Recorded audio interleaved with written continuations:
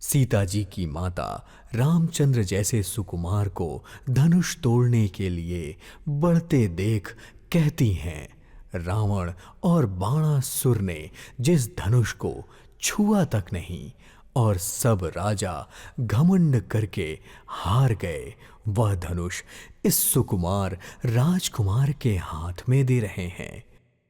हंस के बच्चे भी कहीं मंदराचल पहाड़ उठा सकते हैं।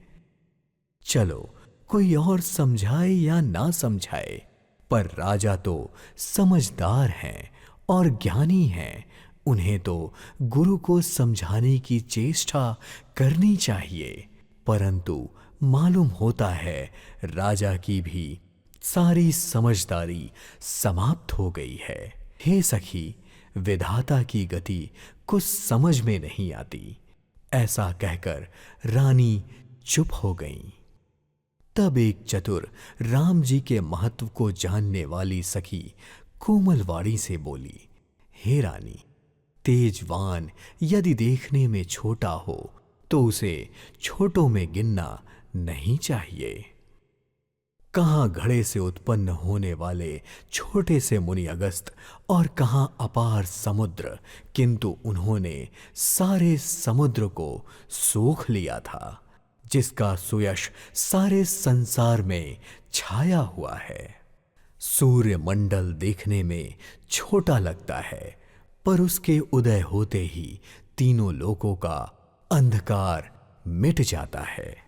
जिसके वश में ब्रह्मा विष्णु शिव सभी देवता हैं, वह मंत्र अत्यंत छोटा होता है। महान मत वाले गजराज को छोटा सा अंकुश वश में कर लेता है।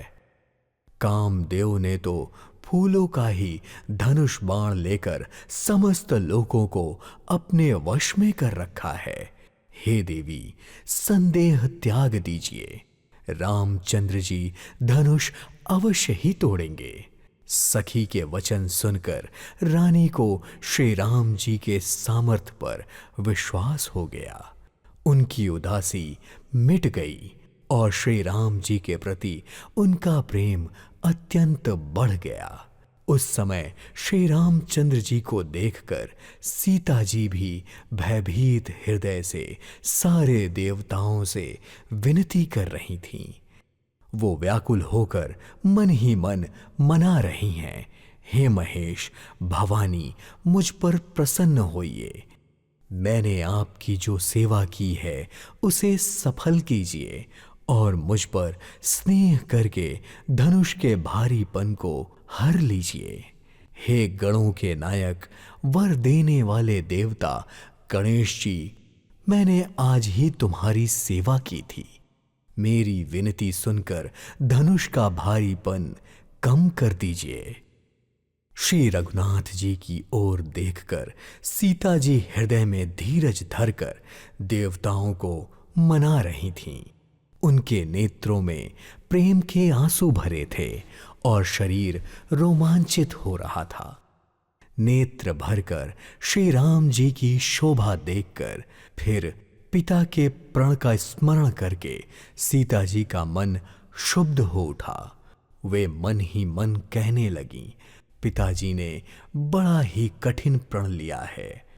उन्हें लाभ हानि कुछ भी नहीं समझ आ रहा है।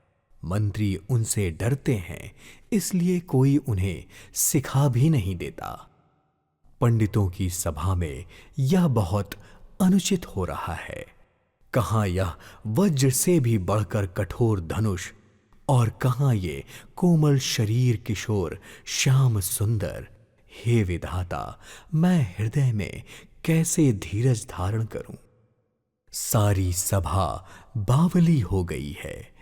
हे शिवजी के धनुष, अब मुझे तुम्हारा ही आसरा है। तुम अपनी जड़ता छोड़ दो और हल्के हो जाओ। इस प्रकार सीता जी के मन में बहुत संताप हो रहा था। समय युगों के समान बीत रहा था। प्रभु श्री राम जी को देखकर सीता जी के नेत्र इस प्रकार शोभित हो रहे थे, जैसे चंद्रमंडल रूपी तालाब में कामदेव की 2 मछलियां तैर रही हों। नेत्रों का जल उनके कोनों में ही रह जाता है, जैसे किसी कंजूस का सोना कोने में ही गड़ा रह जाता है।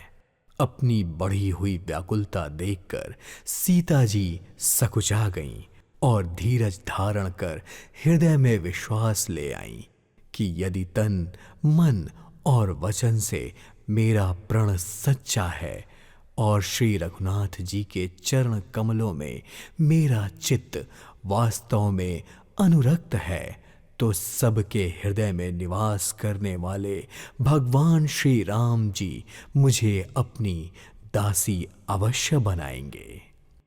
यदि सच्चा स्नेह होता है तो वह उसे मिलता ही है, इसमें कोई भी संदेह नहीं है। प्रभु की ओर देखकर सीता जी ने निश्चय कर लिया कि यह शरीर इन्हीं का होकर रहेगा, वरना रहेगा ही नहीं। कृपा निधान श्री राम जी सीता जी के हृदय की बात जान गए। उन्होंने सीता जी को देखकर धनुष की ओर ऐसे देखा